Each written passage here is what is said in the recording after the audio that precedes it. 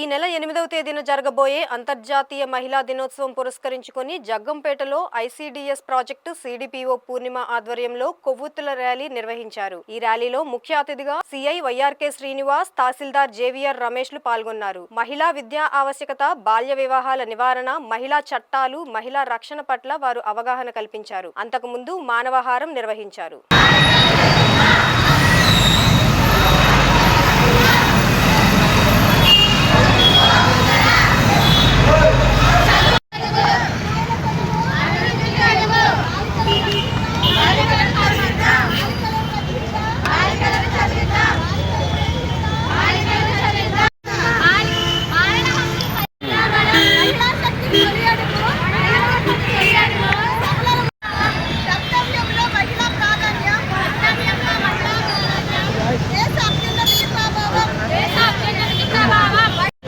Banner front పెడదాం ఒకసారి. మీరు బ్యానర్ వెనక్కి వెళ్ళండి.